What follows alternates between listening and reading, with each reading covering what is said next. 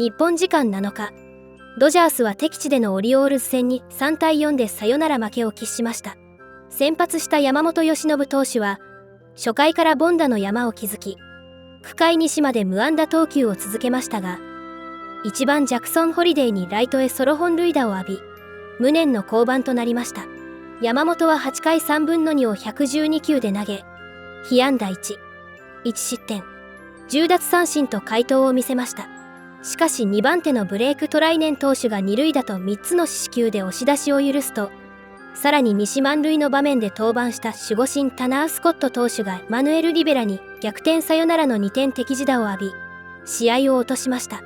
この信じがたい展開に、試合後の地元放送局の解説陣は落胆を隠せず、山本由伸の信じられないパフォーマンスを台無しにしたと嘆き、本当に申し訳ない、彼に乾杯して祝福したかったと繰り返し語りました。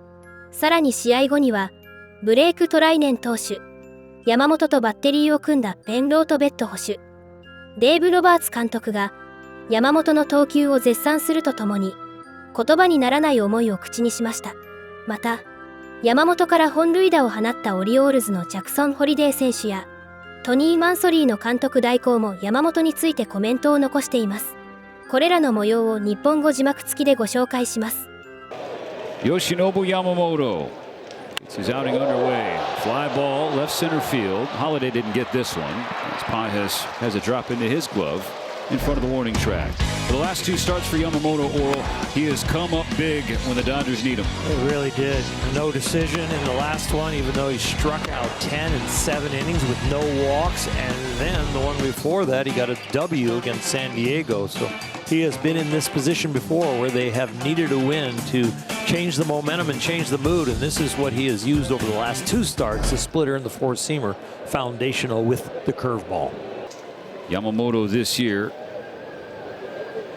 0 or 1 earned run in 14 of his first 26 starts.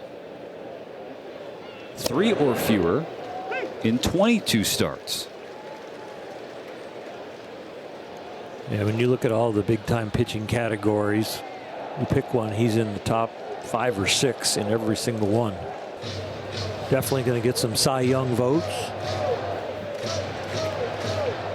He'll not win it this year, but there might be one in his future. Well, if you look at StatCast, one of the metrics, expected ERA, Yamamoto in the top 5 in all of Major League Baseball. So his actual ERA is also really good at 2.82. Expected 2.75. That's 4th best, trailing Zach Wheeler, Paul Skeens, and Tarek Skubal. Kirsten Watson down on the dugout. Yeah, Stephen, well, because Yoshinobu is working with currently Ben Rortvedt, or if the other option in the back would be Chucky Robinson, with having new catchers behind the plate, Dave Roberts was asked today if he would consider having Yoshinobu calling the game using the pitch comm, but he said he feels really comfortable with Ben. Of course, he's been on all the planning meetings, feels good with him behind the plate, and if for some reason Yoshi doesn't agree with the pitch, he can always shake it off, guys. Ball one up and in on Gunnar Henderson. Thank you, Kirsten. And Nora, that's something you were talking about. Now, at the end of the day, the pitcher has the last say. They really do. And you know what feels good in your hand also. If it comes down to 2 different pitches, you know which one you want. And Ben has got the scouting report on his wrist that gives him all the hot and cold zones and exactly how they might want to sequence guys or finish them off, where to start them, where to finish them. So Ben is calling the game, but it doesn't have to be from memory.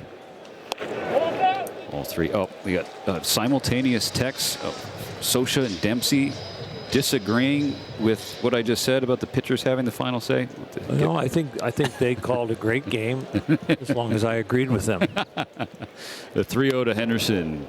Catches the corner at 97, strike one. The great thing about having a great relationship with your catcher is it does allow you to just think about yourself and what you want to do with your rhythm and adjustments. So you have one less category to think about as far as pitch selection. When they're on the right page and the same page, it feels good. Splitter had some teeth diving inside on Henderson. Got a whiff and strike 2. Here comes the payoff. Fouled away. We wanted the elevated fastball there. We got the low one. So with the splitter, you can create the window down by the knees with the fastball and then throw the splitter off of that, or you can change their eye line with the elevated fastball, which Yamamoto has had great success with. Got him swinging. That's a 1-2-3 bottom of the first from Yamamoto. But Yamamoto sits him down with 97. Outstanding pitch. They're just not going for a corner, but they're definitely going for elevation, and they elevate it right up there and beat him at the top of the zone. He's a little pumped up for this outing. Huge game for the Dodgers, even though on this road trip they're playing 2 last place teams. 4 losses in a row, and that will get you pumped up for your teammates. Up a good mile an hour on the average velocity for him tonight. Yamamoto has a pitch com on his belt also, so it looks like they're communicating back and forth. I would think the one on Yamamoto's belt will override the one behind the plate.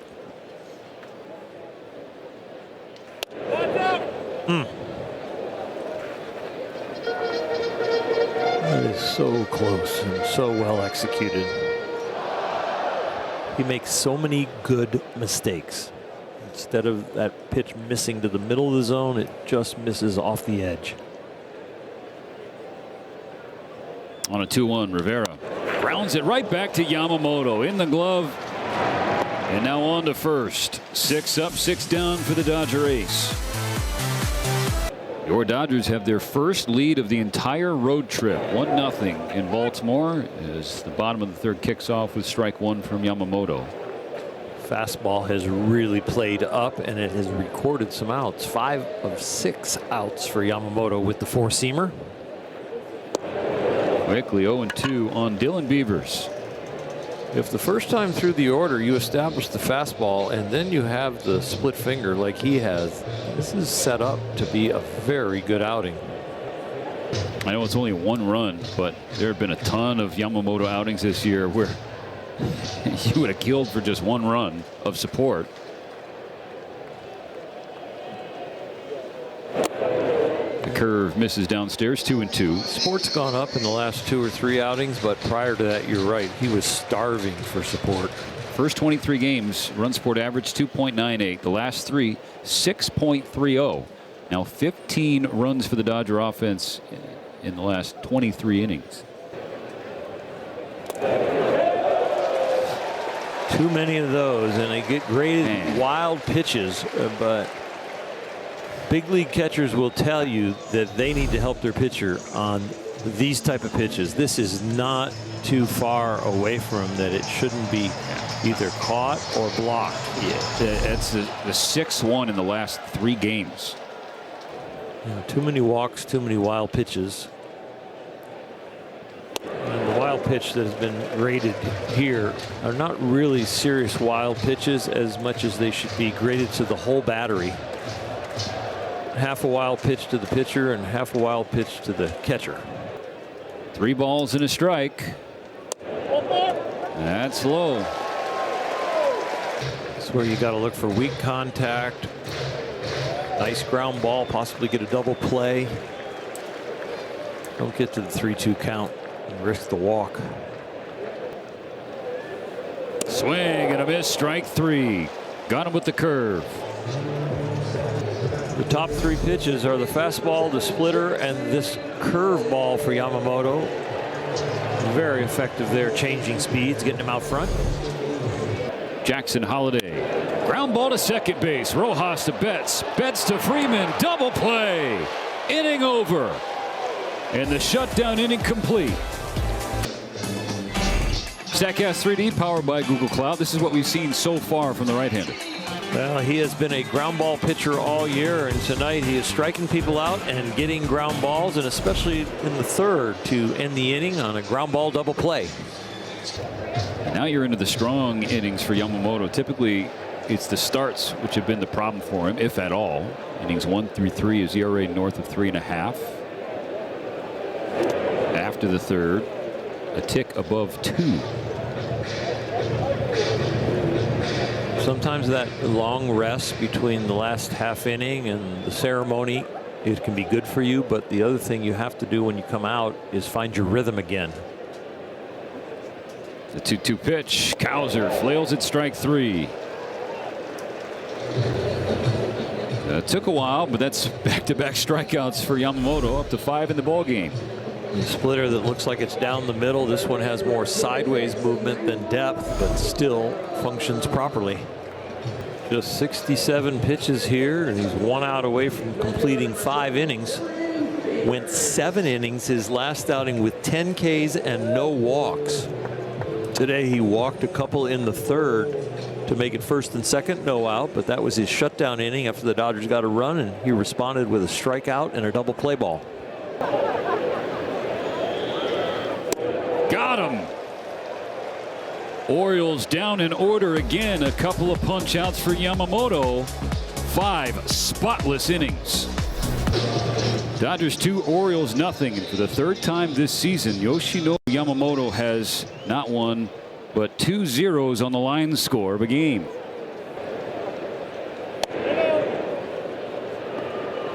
It's such a treat to watch Yoshinobu Yamamoto go to work, though. It is, because he is in the zone on the edges, and then when he doesn't do that, he's not in the middle of the plate.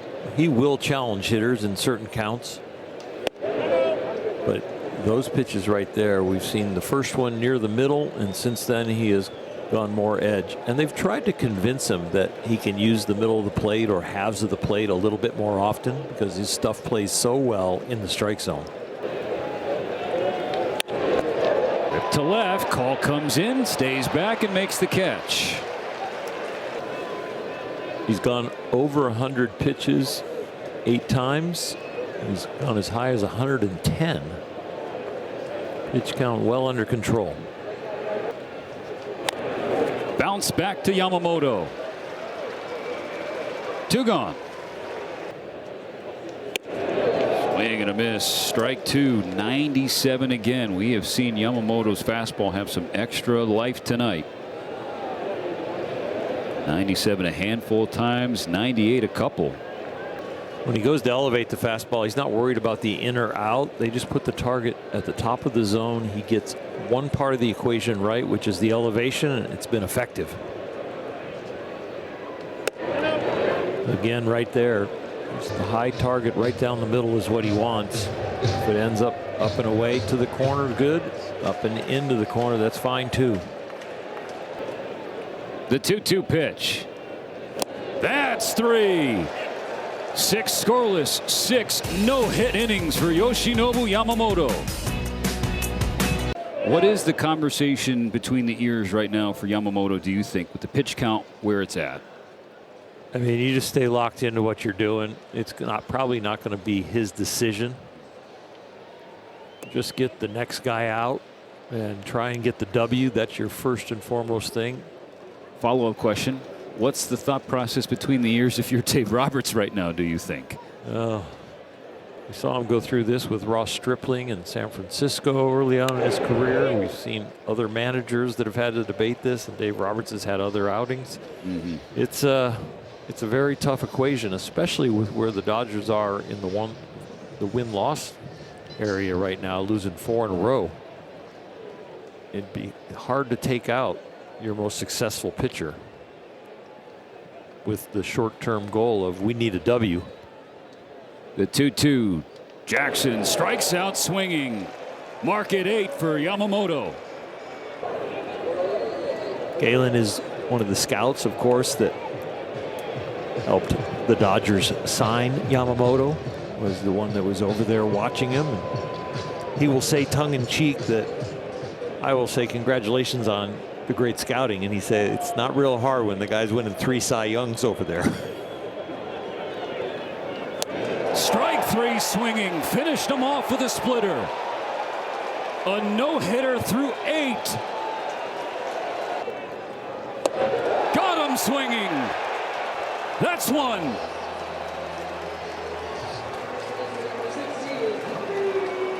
On the 23rd swing and miss of the night, extends a new career high. Pitches 105, 106, and 107. 3 different pitches: slider, fastball, splitty, strikeout. Now the number 9 hitter, Kobe Mario, puts a charge into center field. Justin Dean is there. 2 gone. On a night in which the city of Baltimore celebrated the number 2,131, the attention this evening shifts to a different number. 0. In the air, right field, hit deep, back at the wall. Pages turns and watches it go.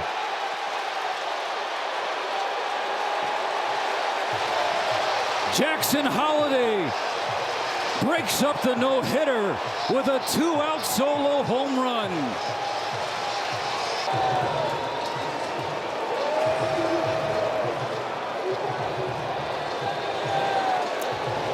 Dave Roberts gave every bit of the leash to Yoshinobu Yamamoto. 112 pitches. He felt 2 strikes and 1 out short of a no-hitter. But still, everybody, and I mean everybody, at Oriole Park at Camden Yards on their feet. They came here tonight to celebrate history, and he was so close to making history. Yoshinobu Yamamoto came 1 out away from a no-hitter, and then Jackson Holliday took him deep to right field.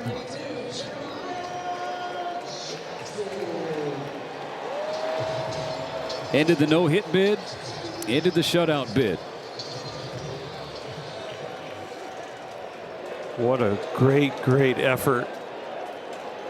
Amazing outing. Yes, it falls short, but something to be very proud of. The 24th no-hitter in franchise history, his 3rd career no-hitter. He gives up a home run, taken out of the game, and then the Dodgers bullpen cannot record a single out there, Jerry, and they've now lost 5 in a row, 7 of their last 8. This has to be maybe the toughest loss of the whole season. Toughest loss of the season. I've been watching baseball since I was 2 years old. I grew up around the game. I don't think I've ever seen a turn of events happen so quickly. We go from 1 out away from a no-hitter, and in no matter what, 10, 12 minutes, losing the ball game. And we had a healthy 3-0 lead, and it's unfortunate that this happened.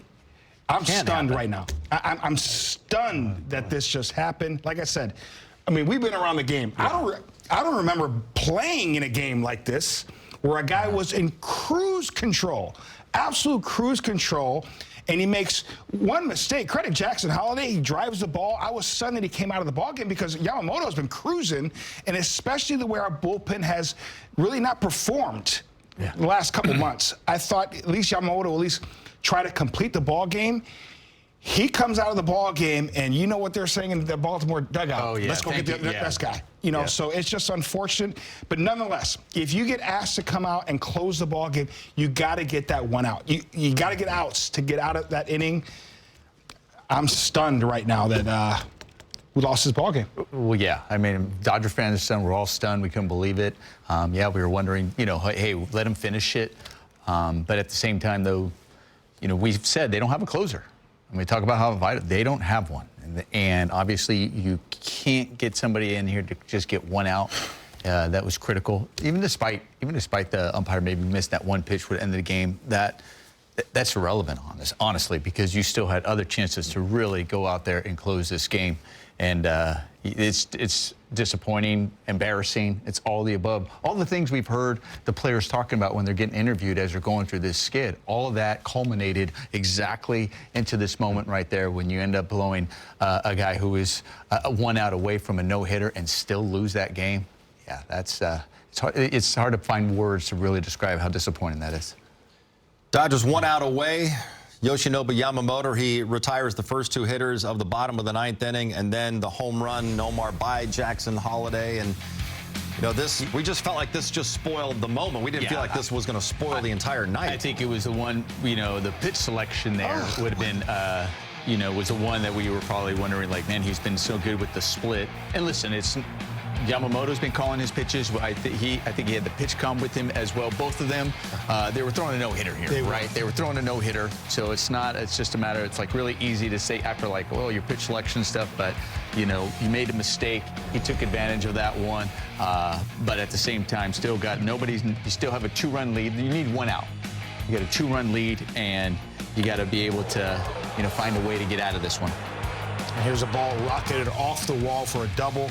Then you hit Gunnar Henderson there. On a 1-2 pitch. On a 1-2 pitch. Hits him in the back foot.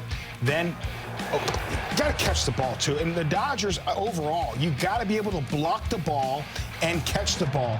And I've never liked that one-knee crap. It makes it so hard for these guys. And it's not their fault. This is what they're forced to do, these big league catchers. And here's the pitch to walk off the Dodgers. And I know the players are frustrated. Everybody in there is frustrated. I know the fan base is extremely frustrated. It's just so difficult to watch. I'll tell you, we've been in, you know, the clubhouses, and you feel as a player when that just happens, you feel awful for Yamamoto. Like you feel like, oh my gosh, our pitcher just was unbelievable today. I mean, it's one thing to say, oh, you had a great performance and we couldn't close this game out. We missed, like in the 7th inning, came out, he did a good job, got us in, you know, but where they were there to end it that way, that's where you're like, really? Not only are we playing awful, but man, we really, really just let one of our teammates down tremendously right there. Good teams finish. They finish. In football, you run the ball out. Here's a running back, you finish. Basketball, you make sure you got the guy knock down the free throws to win the ball game. You finish in baseball. Here's the ball to our closer or the guy that we rely on to close out games. You got to be able to finish this type of game. And I'm so... I feel sick right now, man. I feel so bad for the guys in that clubhouse because I know how hard they work, but doggone, man, that was tough because you also look from offensive side. They've been struggling. We know that. I mean, they've just been awful. We know that. But then the way they worked to get the runs today against a pitcher who's been outstanding. Yes. And they were doing situational hitting. Love seeing the bunt. Get the sacrifice bunt down. I mean, your first start here, you almost catch a no-hitter, and you come in and you get 2 bunts down. They need all the stuff was needed in this game, and you could see they were feeling it. Yeah. They were trying to get that done, and you can't close the game. Like they were like, this is the one thinking that we're going to get through. 8 2/3. Yeah, 8 2/3. They played a great game. Great game. Unreal. Unreal. Truly was an unreal finish to the game. Right now, let's head back to the booth, check in one final time with Steven Nelson and Oral Hershiser.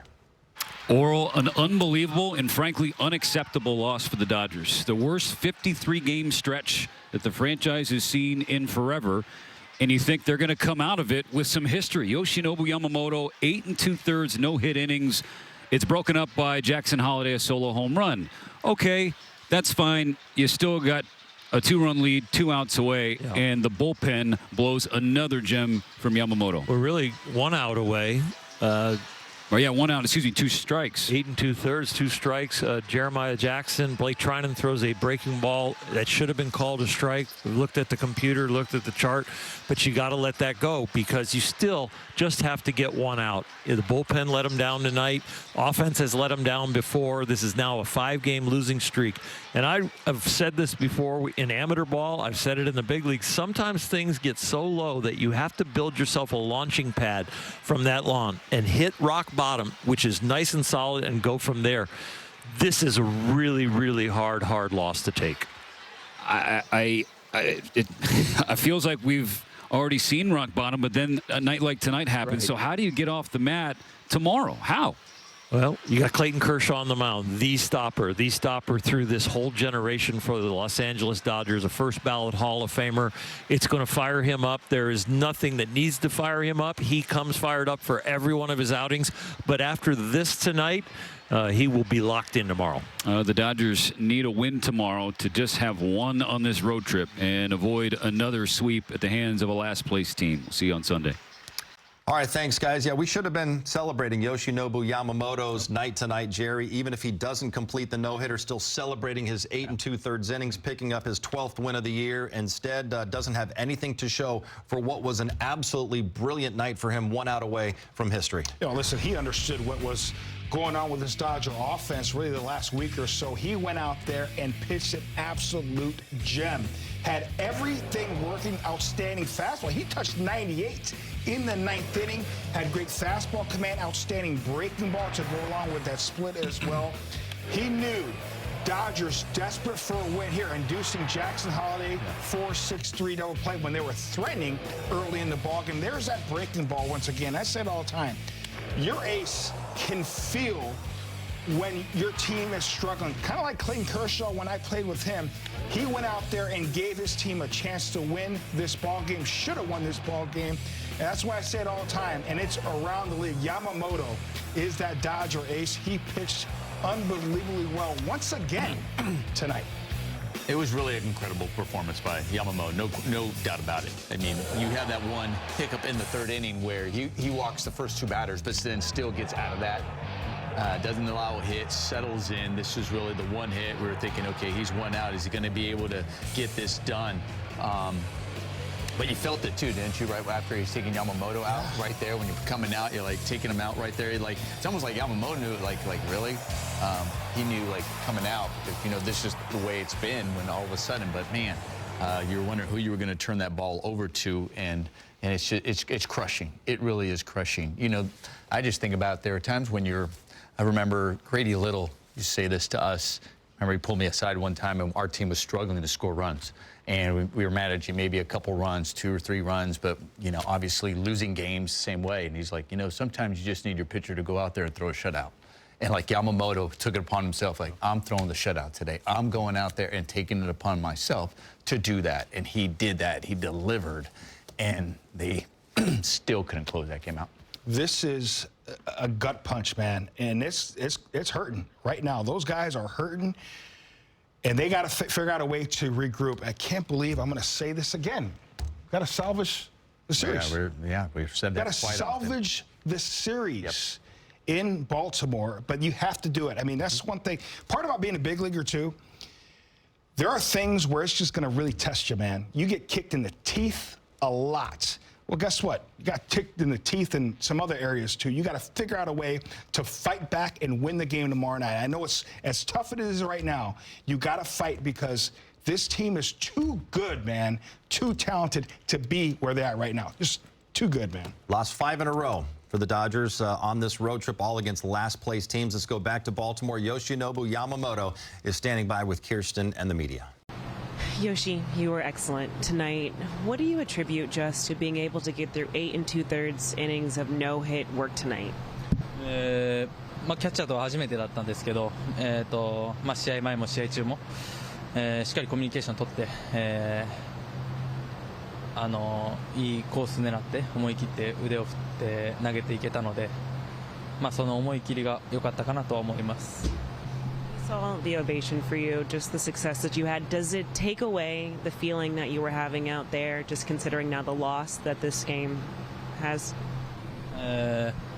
試合に、勝ちきれなかったのはやっぱりすごく悔しいですし、チームもすごい苦しい状況ではありますけど、なんとか、全員で戦っていって、残りの試合を、一つでも多く、勝っていけたらなと思います。Dave Yoshinobu was obviously excellent tonight.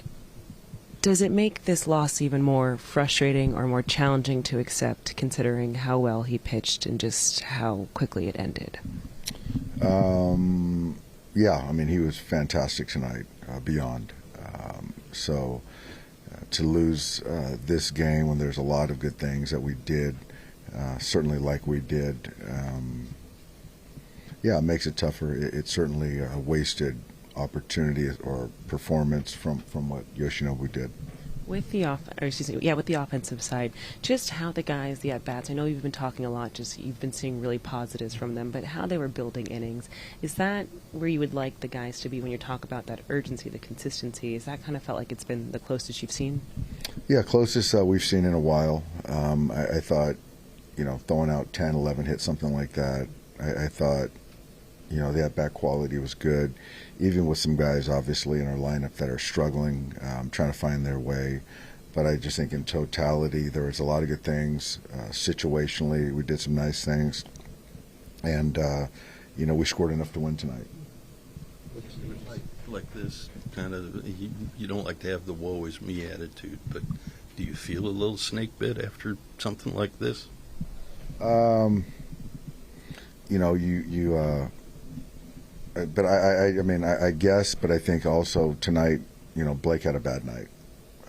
So, when you walk two guys and, you can't put guys away, it's hard to say you're snake bit.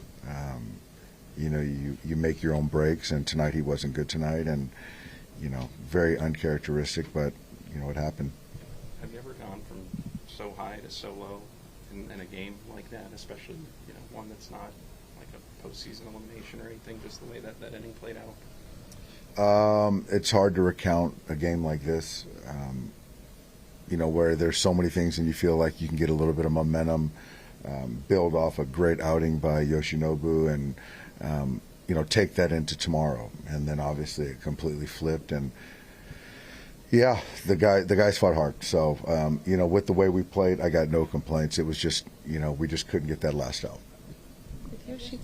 Yoshinobu's pitch count was quite high after the eighth, and what was the decision-making process for you to send him to the ninth? I just felt that, I felt he deserved a chance to get a no-hitter.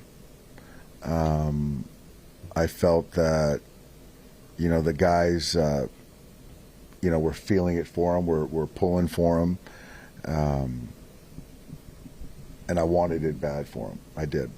And, once he gave up that homer, and that was still a pretty good pitch, then you've given up, the shutout, the no-hitter, and then for me, I felt that, we pushed him far enough. And so we've got to be able to get one out, and that's just, we just got to be able to get one out. What did you say to Yoshi on the mound? I know I guess you guys had I just told him he did a fantastic job and tip his cap to the fans because they were cheering for him in that ninth inning. Blake, when you look at just your outing tonight, what did you find kind of just missing for you on the mound today? I mean, obviously command. There's really no words. You're paid to be a professional and at least throw strikes, and I didn't do that, and cost one of the better outings I've ever seen in my career with Yama. He deserves better than that. Offense deserves better than that. And it just really sucks to be on that end of it. Yeah, it's pretty low point for me, coming off the heels of, kind of a tough stretch right here. But I gotta be better. So. How different was just when you're warming up and the no-hitters going on, and how different is it kind of preparing for an outing like that, and does that kind of change things when you get on the mound? And oddly enough, I've had to do it once before, back in 18, Sean Manaea. So I kind of understand to pace myself. That's not an excuse for how I perform. It's just, I just got to be better. Throw strikes. What adjustments are you trying to make there when you realize that the command is off? Find a big part of the plate and tell them to hit it. I mean, after the first guy gave up a hit, it's just force them to put the ball in play and let them get themselves out. But it doesn't work when you walk a guy and then you hit someone and then you walk another guy and all of a sudden winning runs on second and we put somebody else in a position that they shouldn't have to be in. I have to get one flipping out. I didn't do it. Ben, just Yoshinobu was obviously excellent tonight. How did you find just kind of navigating through their lineup with him and what you two were very close to achieving? Yeah, tonight was awesome.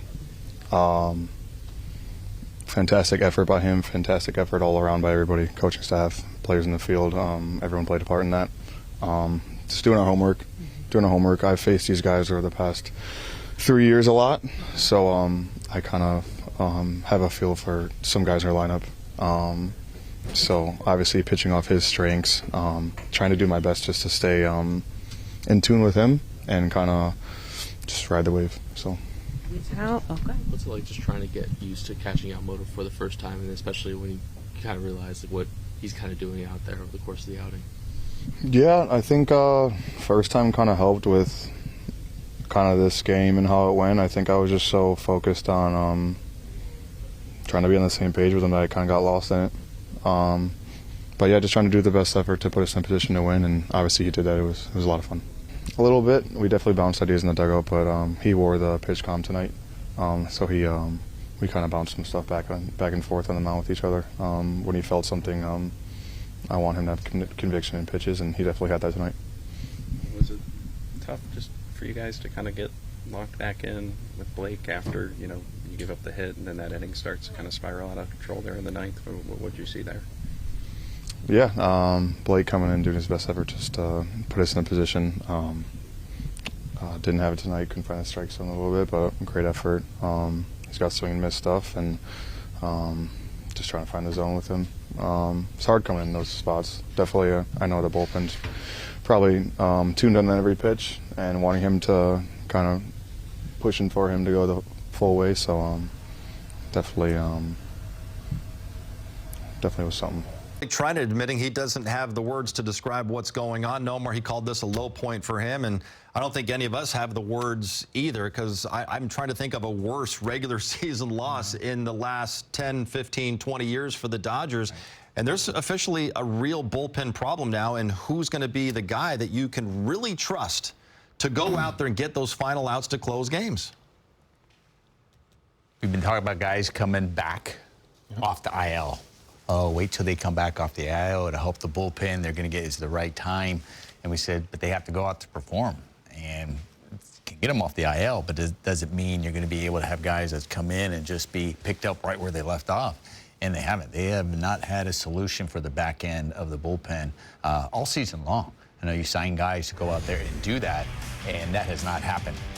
And starters early on, coming out of games early, with a lot of stress on the bullpen, but also not being able to have a guy you can go to close out a game puts a lot of stress on the entire bullpen as well. It also puts a lot of stress on the offense too, feeling that no lead is ever safe. And we just saw it again here today. Don't know who's going to be your go-to guy to close out the games. And Dave Roberts is trying to do that. You hear close it by committee. You hear these terms and try to play matchups, all that stuff. That is so hard. That is so hard on a bullpen. It's so hard on a team as a whole when you're out there playing defense and trying to score runs. That's hard in and of itself. Also hard on the manager. So that's hard to do and not easy to do. They don't have a closer by committee right now. They don't have a closer. And Dave Roberts is trying to find, okay, where do I go? I mean, if you don't know where you can go to just to get one out here after an unbelievable performance, who do you call upon? You know, it's one thing, like we said, we were surprised Yamamoto's coming out. Yamamoto said, I assumed if I gave up a hit, I was coming out. We see that quite often when a guy finally gives up a no-hitter, like, okay, they come out. So he was assuming that, but regardless, we're like, you know, leave him out there. But at the same time, we're talking one out. We're not talking about it was the very first batter and there's nobody out and then they came back and battled back. This was one out you were looking for, and you still don't know if you're a manager, like, who do I go to when I can't just get one out to finish the performance?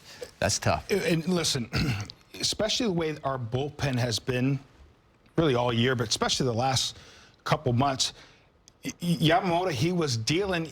What you probably would do is give him at least one more batter. Now, if the tying run comes up to the plate, you have somebody warming up in the bullpen, then you bring him out. But I would allow him that opportunity to close out the game. But that said, as a manager, Dave Roberts, what can he do?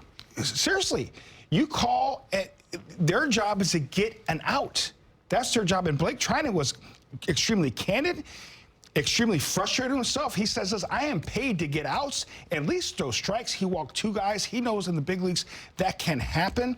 But to answer your question, it's got to be a couple of these guys that haven't been good lately. We're going to get Alex Vestia back. Hopefully they get Brock Stewart back, because we know Brock Stewart, when healthy, he's good. I'm hoping they get him back. And then once we get to the postseason, Shohei Ohtani is going to be your closer. It looks like he has to be at this point. Once they get to the postseason, Shohei Ohtani is going to be your closer. I'm sorry. Tell me I'm wrong. I'm just saying once. They get, I mean, I'm like, that's a problem. I'm like, it's if. They got to get there. Honestly, they're at the point right now. They got to get there. I mean, we can say once they get there. We keep saying that, and we've heard all season long. They talk about, well, get to the postseason, get to the like rest up. You got to get there. True. And right now, they got to get there. It's if they get there, and that's where we are right now. If they get there, okay, Shohei's but they got to get there first, and what we got to figure out what it's going to take to get there. Alex Vesia, hopefully, he pitched tonight, correct? That's great. You get Alex Vesia back. You get Brock Stewart back. You still need a guy that you can trust to get the final outs. Because Nomar has said it many years that Mariano Rivera is the most important player on that Yankees team. Kenley Jansen. Because you could count on him to get those final outs. Kenley Jansen was the guy for the Dodgers for the longest time. Before we start the season, the question's asked, who's the most important Dodger this season? And I'm always saying, Kenley Jansen is your most important Dodger. You need Kenley Jansen to be your closer, the guy you can trust. For this exact reason. Maybe it wouldn't be as big of a deal if all these guys were throwing the ball well. Then say, oh, fine, go with whoever, because everybody's pitching great, like last year in the postseason, trying to throw the ball well. But none of these guys have been throwing the ball well for a majority part of the season. Here's the thing, and Nomar says this all the time. Last year was an anomaly. It really was. They caught lightning in a bottle. The dogs were unbelievable. And you did have closer by committee, but that happens, what, once every 25, 30 years? Usually when you win a World Series, you have that stud coming out of that bullpen. We all know we faced them. We faced him when it was John Smoltz. He was a stud starter. He became a stud closer. Dennis Eckersley was a stud starter, became a stud closer. Obviously, Mariano Rivera, stud closer. When you have that guy at the back end of that bullpen to shut the door, everybody in that clubhouse, in your clubhouse, knows that feeling. That's our dude right there. And you have roles in that bullpen. And you're right, Nomar, they don't have that right now. And it's a big question mark when they open that door in that ninth inning. That is not a good feeling. And you know who also feels that? The opposition. The opposition knows. We knew when we were facing Mariano Rivera who's looming down there in the ninth inning. Mark Wohlers or whoever was the stud back in the day. We know who's looming in that ninth inning, so it's unfortunate. But, hey, I said all the time, nobody's going to feel sorry for the Dodgers. They're not. You have to figure out a way to get it done. This is what we got.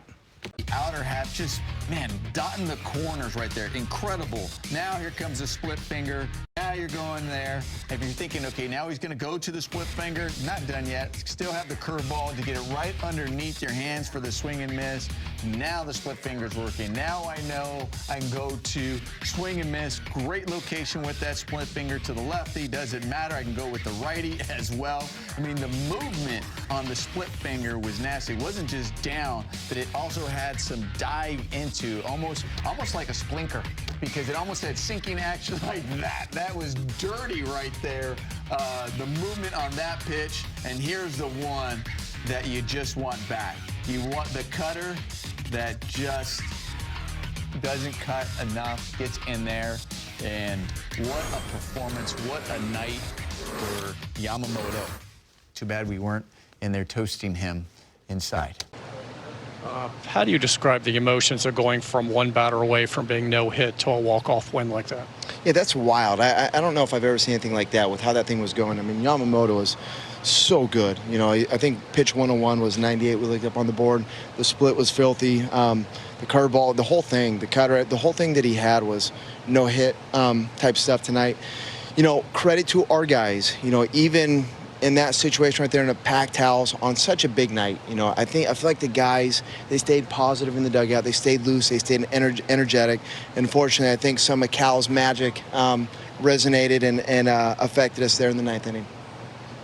You get to the ninth inning, and you guys hadn't been close to a hit really at all. Yep. I mean, were guys still confident? I don't know if confidence is the right word. I think positive and optimistic. I mean, it's hard to be confident against a guy throwing, 98 in the pitch 101. I mean, that guy's really good. I think we all see why the Dodgers gave him the contract that they gave him, right? After never pitching in Major League Baseball. So he was electric tonight. Confident, probably not the right word, but optimistic, resilient, probably the right words to use right there for our group. And, being resilient and being optimistic, I think every once in a while pays off. What is that emotional roller coaster like from almost being no-hit to a walk-off win? Pretty crazy, honestly. I was just going up there looking for a pitch to hit and not get out, honestly. And kind of looking for the cutter all night and finally got it and was able to put a good swing on it. So it's definitely a roller coaster of emotions from that at bat to the final one. And I thought that was an awesome game. Oh yeah, that's all I was on my mind, honestly, going into the 8th inning. That's what I was thinking about. I was like, oh man, it's going to come down to me. So I was definitely thinking about it and kind of nervous because it's kind of a big thing. And it was fun to be able to break it up. I mean, he threw the ball really great. I mean, he didn't make very many mistakes, and I was lucky to be able to catch one right.